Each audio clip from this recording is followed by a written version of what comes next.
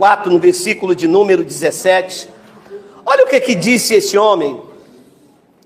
E eu quero usar o versículo de Pedro, porque eu não sei. Deixa eu ler primeiro. Deixa ele colocar lá. Por favor, eu vou ler a Bíblia dos crentes. Os crentes têm isso aqui como palavra de Deus.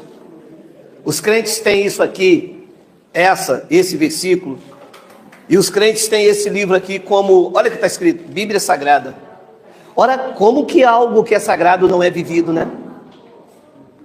Você sabe que 99% dos crentes, 99,5%, não obedecem à Bíblia.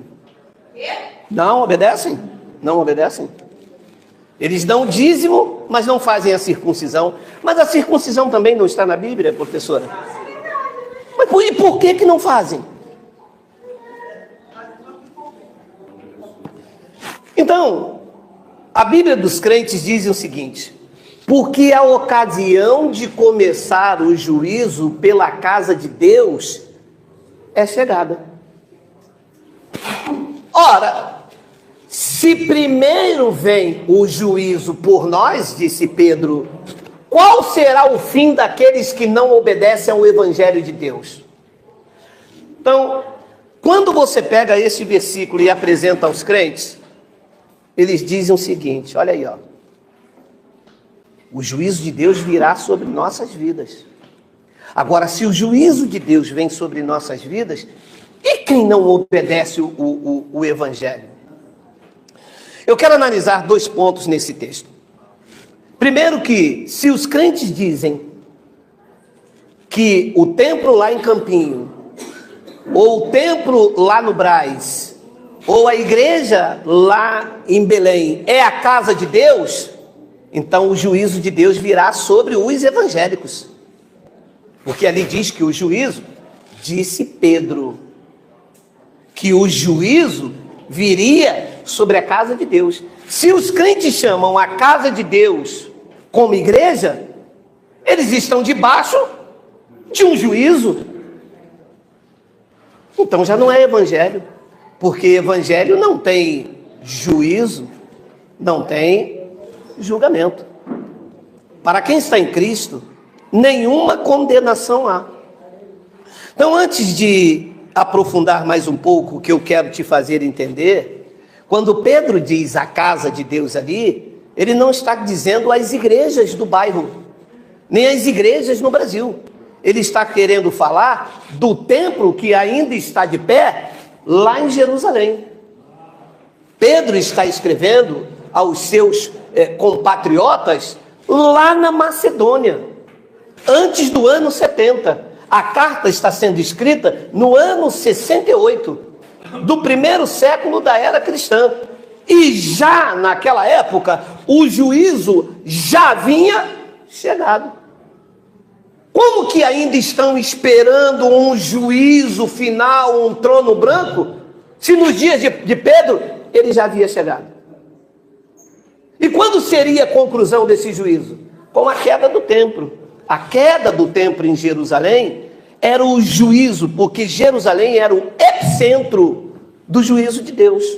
Tanto é que na sua homilia escatológica, Jesus disse, olha, quem estiver na cidade, fuge para os montes. Esta cidade não era o Vaticano, não era Brasília e nem era os Estados Unidos, era Jerusalém que era o epicentro. Mas, infelizmente, a igreja não conhece evangelho. Crente não conhece evangelho. Crente conhece judaísmo. Algumas coisas do judaísmo. Então, haveria um juízo, ele viria sobre a casa, sobre o templo em Jerusalém. Quando ele diz aqui o juízo começa pela casa de Deus, ele está apontando para o templo lá em Jerusalém. Aquele templo ia cair, não ia ficar pedra sobre pedra.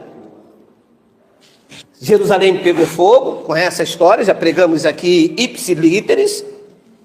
Jerusalém pegou fogo, general Tito, a mando do seu pai, o imperador Vespasiano, saqueou o templo, matou os sacerdotes, e aquele templo que fazia sombra da lei sobre os judeus até então, caiu. Eu fui numa palestra essa semana, e pasme, eles quase me atiraram pedras. Quase, deu vontade. Por favor, está sendo gravado, mas grave também na sua mente. Eu disse o seguinte: Deus não é o mesmo com Israel. Apesar de Paulo ter falado que Deus é o mesmo de ontem, de hoje e eternamente, ele estava falando da essência de Deus, não da forma em que Deus agia. Deus não é o mesmo com Israel. Eu vou explicar brevemente para não sair desse argumento. Quando Israel estava no deserto, Deus ia numa coluna de fogo durante o dia e ia numa coluna, uma nuvem durante a noite. Quando Deus vai para a guerra, você vê Deus indo na frente de Israel? Quando Israel ia à guerra contra a Babilônia, Deus ia à frente deles. Deus disse a Ciro: eu irei adiante de ti. Israel está em guerra com Hamas, está em guerra com a Líbia, com a Síria. Você vê Deus ir à frente agora? Mas quando você diz isso a um crente, toda a igreja evangélica está debaixo do juízo de Deus. Por quê? Porque eles estão vivendo a lei de Moisés. Apesar dela não existir a nível espiritual, eles insistem ainda em praticar a lei de Moisés. Como disse Pedro, o juízo vem primeiro por nós. Por que primeiro por nós, judeus, lá? Porque eles praticavam a lei. Pedro era judeu. Paulo era judeu. Paulo pregava a graça de Deus, mas Paulo praticava o judaísmo. Paulo entrou no templo, rapou a cabeça, ia à festa de Pentecostes, mandou Timóteo lavar os pés. Paulo jejuava. Por quê? Porque Paulo tinha que cumprir o judaísmo do país que ele vivia e pregava a graça para os gentios. Então há um juízo, pelo menos na consciência, de quem não conhece a revelação da graça de Deus.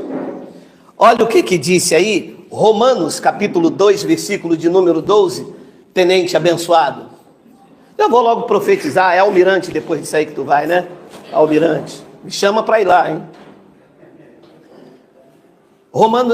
Romanos capítulo 2, é o contrário, eu não coloquei aí não, né? Romanos 2:12, por favor, em amor.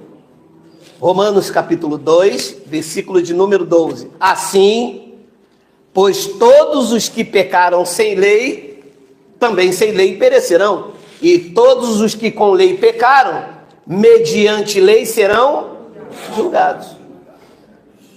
Talvez alguém lá do lado de lá, quando ouvir esta pérola, vai dizer: mas nós aqui na nossa igreja não pecamos com a lei. Não, vocês pecam, vocês transgridem, vocês cumprem um ponto da lei, mas tropeçam no demais. E a grande culpa disso são dos pastores que não estudam a Bíblia. E nem o povo quer. O profeta Jeremias disse: mas é isto o que o meu povo quer. O povo não quer se debruçar sobre as Escrituras, sobre o Evangelho, corrigindo, que a Escritura compreende a lei e a Torá e os profetas. O Evangelho é a revelação da graça de Deus para que você tenha uma qualidade de vida. Viver uma qualidade de vida não está dentro da igreja, fazendo um mantra, recebendo óleo na cabeça. Qualidade de vida é você saber de onde você veio, o que você está fazendo aqui, para onde você vai. Isto traz segurança, isso traz uma mente em equilíbrio, saúde mental em dia. Então, disse Paulo, todos os que com lei pecaram, mediante a lei serão julgados. Versículo de número 13. Versículo de número 13, tem aí: porque os simples ouvidores da lei, os simples, não precisa nem praticar, só ouvir. Os simples, precisa nem ter um ouvido acurado, disse ele que os simples ouvidores da lei não são justos diante de Deus. Uau! Não, mas eu estou lá, mas eu conheço a graça de Deus. Eu estou lá, mas eu sei que não tem que tomar Santa Ceia. Mas você está lá ouvindo, você está lá fortalecendo, você está lá dizendo amém com a sua presença. Porque você sabe, já falei de várias vezes aqui, cumplicidade no crime é crime também. Ah, quanto? Artigo 24 do Código Penal. De qualquer forma, contribui para o crime, incide nas penas determinadas no pedido da sua participação. Vamos dar um lindo aplauso. Opa! Olha, então, eu estou num local que me faz transgredir a graça de Deus. Estou debaixo de um juízo, disse Paulo, que diante de Deus, os simples. Meu Deus, é sério isso? Depois você lê na sua casa a seriedade do que diz 2 de Coríntios capítulo 5, a seriedade que é. Os simples ouvidores não são justos diante de Deus. Mas não acabou o versículo. Mas os que praticam a lei hão de ser justificados. Ah, Geraldo, então, tá vendo? Eu pratico a lei. Mas você pratica um ponto da lei. Você pratica o dízimo. O dízimo é da lei. Amém ou não amém? Amém? Mas e o restante da lei? O restante da lei você não pratica. Olha o que disse Gálatas capítulo 3, versículo. Eu estou lendo a Bíblia dos crentes. Eu poderia ler a Bíblia escrita na minha mente e no meu coração, mas alguns não iriam me suportar. Porque a verdadeira palavra hoje não estão aqui em páginas amareladas. A verdadeira palavra revelada, disse Deus, está na sua mente e no seu coração. Confirmou Paulo, voltando do terceiro céu, de que nós somos a carta de Cristo, escrita não em tábua de pedra, mas pelo Espírito de Deus vivente na tábua do teu coração. Eu poderia pregar esta, mas talvez alguns não poderiam me suportar. Então eu estou pregando a Bíblia que os crentes têm e não conhecem. Que crente não conhece isso que eu leio? Crente conhece aquilo que o pastor manda. Segura a chave da vitória aí. Aí o cara segura a irmã Vitória. Ele já está de olho, ele já segura. Essa é a minha chave. Todos, quanto pois são das obras da lei, estão debaixo da bênção. Estão debaixo de quê? Não é possível. É inglês, tá? É inglês, não, é francês, né? Não é possível. Todos.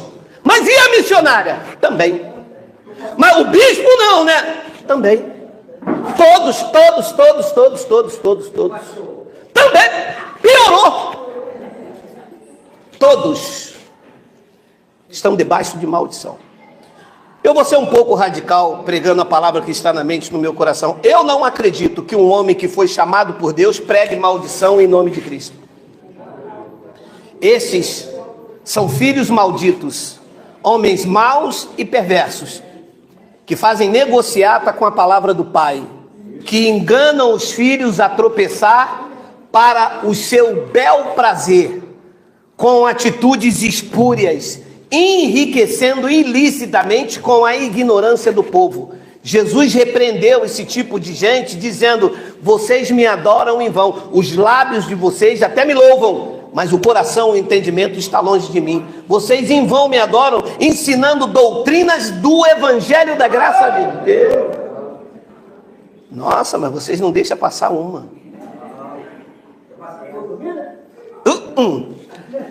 Todos, pois, quantos são das obras da lei, estão debaixo de maldição, porque está escrito: maldito todo aquele que não permanecer em todas as coisas escritas no livro da lei para praticá-la.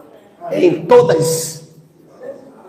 A igreja só ensina o dízimo, só ensina o batismo, a igreja só ensina a ceia, que não é ceia, é Páscoa. E as demais? Pode falar. Uma pergunta. E as pessoas que não tiveram a oportunidade de ouvir o Evangelho, a palavra, as pessoas antigas que morreram até... Então, o evangelho não é para salvar ninguém para a vida eterna, é para salvar as pessoas do engano. Morreu no engano e enriqueceu homens. E a tempo de Deus ele vai levantando homens para libertar homens do engano, porque salvação já foi dada antes da fundação do mundo. Nós já viemos salvos, viveremos salvos e retornaremos salvos. Agora precisa ser salvo é do engano. Capite? Todos, pois, quantos são das obras da lei, estão debaixo de maldição, porque está escrito: maldito todo aquele que se para praticá-la. 11. E é evidente, pelo menos entre nós, é evidente que pela lei ninguém será justificado diante de Deus, porque o justo vive pelo sacrifício, pelas obras. O justo viverá por... Quem vive por fé aqui, por favor, diga Abba, Pai. Ora, me parece até que eu estou escrevendo alguma coisa que eu inventei agora de manhã. Mas isso está aqui, sabe há quanto tempo? Desde que Paulo era Paulo, ou desde que Paulo era Saulo, ou desde que Saulo virou Paulo, ou desde que Paulo deixou de ser Paulo. Há quanto tempo isso está aqui? Mas se ensinar isso ao crente, quando o pastor vier com as obras da lei, o crente nas igrejas toda vai dizer: opa, nós não somos justificados pelas práticas judaicas. Pode falar. Eu tive lendo uma passagem dessa para um irmãozinho. Ele falou assim: mas a tua igreja, então, ela só lê versículo isolado. Opa, segura aí. Isolado de onde? Que nós já começamos no 10 e estamos no 11. Agora vamos ler o 12, porque se está isolado de tudo, não existe. Ora, a lei não procede de fé, mas aquele que observar os seus preceitos, por eles viverá. As pessoas dizem: mas eu faço o jejum por fé. Jejum é da lei, não é da fé. A lei não procede da fé. Você faz a lei, você faz o jejum, não é da fé. Você faz jejum por ignorar a graça de Deus, porque a lei não procede de fé. Agora, se você pratica a lei, olha o que diz: mas aquele que observar os seus preceitos, por ele viverá. Agora preste atenção: quem pratica a lei não pratica a misericórdia de Deus. Sabe por quê? Não vive a misericórdia. Sabe por quê? Porque a lei é olho por olho e por dente. Tem misericórdia nisso? Moisés disse: olha, vai viver a lei? É olho por olho e dente por dente. Errou comigo, vou te cobrar. Vacilou, passa o cerol. Errou, taco pedra. Vai ser apedrejado. É olho por olho e dente por dente. E Deus começou a levantar os profetas e dizer: olha, misericórdia quero e não sacrifício. E o conhecimento de Deus mais do que o holocausto. Mas a igreja não quer. A igreja quer essa hora: segura agora. Agora desce. Agora passa. Desce no compasso. Desce no compasso. É isso que a igreja quer. Tiago, capítulo 2, versículo de número 10. Tem aí, meu tenente abençoado. É almirante, né? Tiago, capítulo 2, versículo de número 10. Olha aí. Tem aí? Olha aí. Pois qualquer que guarda toda a lei, mas tropeça em um só ponto, se torna culpado. Significa que você está num local que remove culpas, que tira de você má consciência. Eu não sei quantos aqui, já estamos em cima da hora, não vai dar tempo. Quantos que perderam a Santa Ceia ficavam com culpa na mente? Alguém aqui já? Alguém? Meu Deus! Perdeu a Santa Ceia, meu irmão. E quando não dava o dízimo e acontecia de acabar a água da SEDAI, o que acontecia? Tá vendo aí, ó, não deu o dízimo, a SEDAI cortou a água. O devorador, acabou o gás. Pois qualquer que guarda a lei, mas tropeça em um só ponto, se torna culpado de todos. 11. Porquanto, aquele que disse, não adulterarás, também ordenou, não matarás. Ora, se não adultera, porém matas, vem ser transgressor da lei. Agora me permite eu pregar um pouco do evangelho que está na minha mente e no meu coração. Ora, disse ele, se não adulteras, porém mata, o que aconteceu? Veio ser a transgressor da lei. Se dá o dízimo, mas não faz a circuncisão, vem ser transgressor da lei. Olha, eu dou o dízimo, eu sou dizimista. Olha, eu fiz uma mensagem, não sei se nós já colocamos, o tema é o pecado do dízimo. Ué, dar dízimo é pecado? Sim, é transgressão da lei. Se dá o dízimo, mas não faz a circuncisão, se dá o dízimo, mas não faz a lei do liverato, vocês sabem o que é a lei do liverato, né? Vou explicar rapidinho. Um homem, 7 irmãos, casado com uma mulher. Esse cara morre e não deixa descendência. Ela tem que casar com um dos 6. Você vê algum crente fazendo isso? Eu não iria fazer, porque eu não casaria com a minha cunhada, mas nem se que a vaca tossisse, aquela coisa feia. Mas não caso. Não caso. Aí que eu ia ser condenado mesmo. Feio com feio dá lobisomem. Eu já sou feio, casar com a mulher feia. Feio com feio dá lobisomem. Então os crentes fazem uma coisa e não fazem outra. Diante de Deus são transgressores. Diz isso a um pastor. Diz isso a um evangelista. E aí me desculpe que eu estou em cima da hora, mas os sabatistas, vocês sabem quem são os sabatistas? É a igreja adventista do 7º dia. O cara me disse, quem são transgressores são vocês, Geraldo. Vocês não guardam o sábado. Geraldo, você tem que guardar o sábado. Você tem que usar o véu. Você tem que fazer cerimônia de comida e bebida. Festa da primícia, Páscoa judaica. Vamos ler se nós temos mesmo. Colossenses capítulo 2, versículo 16. Mais 2 minutos para terminar. Temos louvores aí? Temos, vamos louvar, vamos agradecer ao Pai com nossos cânticos. Ninguém quer dizer quem? Ninguém. Nem o pastor, nem. Ninguém, pois, vos julgue por causa de comida e bebida, ou dia de festas, que são Páscoa judaica, festa das primícias, ou lua nova, ou sábados. Quando ele diz ninguém vos julgue, quer dizer que se você deixar de fazer, ninguém pode te cobrar, ninguém vos julgue. Capite? Benevere. Ninguém vos julga, abençoado.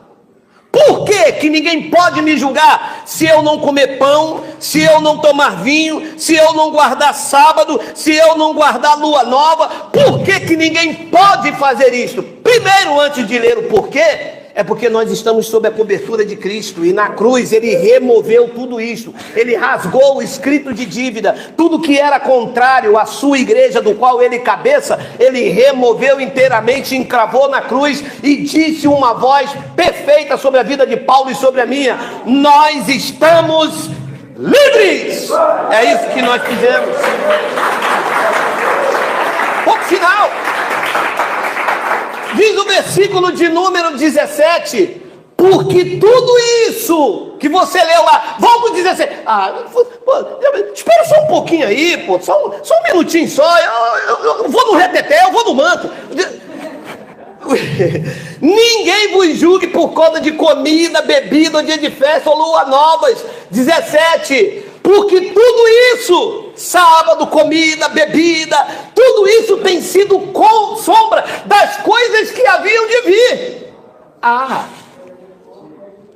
Quer dizer que tudo isso que a igreja faz não é real, é uma sombra. Então a igreja não vive a realidade de Cristo, ela vive sombra. Antes da cruz, isto era uma sombra daquilo que havia de vir. E ele veio, morreu naquele madeiro, e de lá para cá, passou a morar em nós. Nós não estamos agora em algo ilusório, indo buscar ele lá, ou acolá. Quando disserem a vocês, lá está o reino de Deus, ou acolá, não acreditem, porque o reino de Deus, que é o Pai, está em vós. Aí está Deus, aí está o Evangelho, aí está a luz de Cristo e não sombras.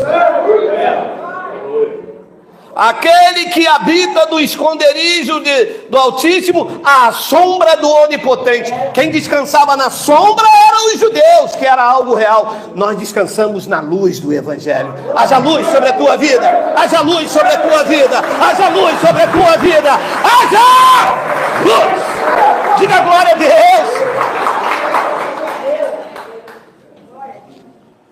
Porque tudo isso tem sido sombra das coisas que haviam de vir.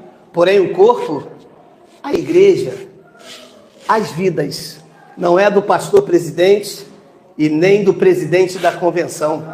A igreja é de Cristo e ele não a trata como uma pecadora. Naquele madeiro ele deixou nós, a igreja, vidas sem ruga, sem mancha, sem mácula e sem defeito.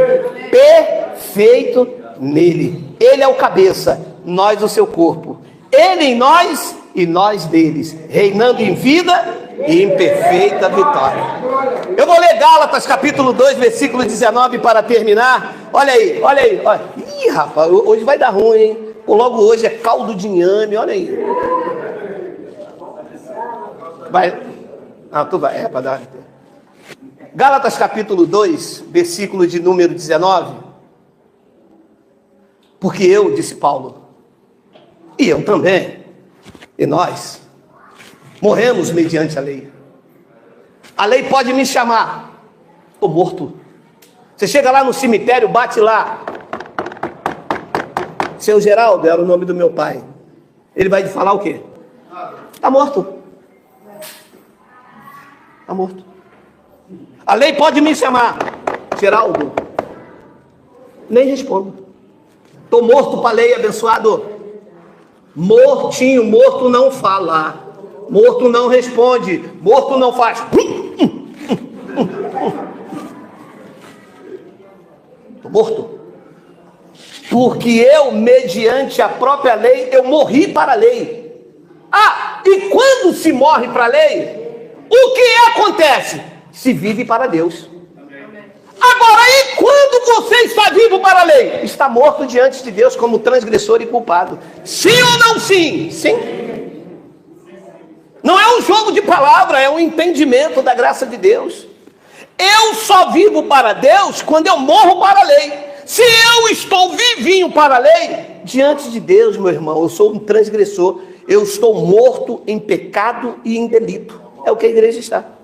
Disse então no versículo de número 20, olha lá. Logo, já não sou eu quem vive, mas Cristo vive em mim. E esse viver que agora tenho na carne, eu vivo pela fé no Filho de Deus, que me amou e a si mesmo se entregou por mim. 21.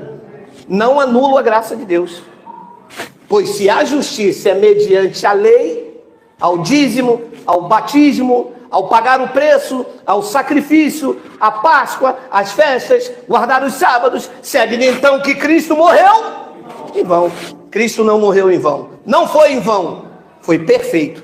Libertou a minha mente, me mostrou seguro, tranquilo. Obrigado aí pela atenção.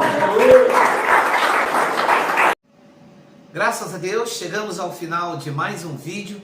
Eu espero ter te instruído com as verdades do Evangelho. Rompa com o sistema religioso. Aprenda a reinar em vida e viver em perfeita vitória.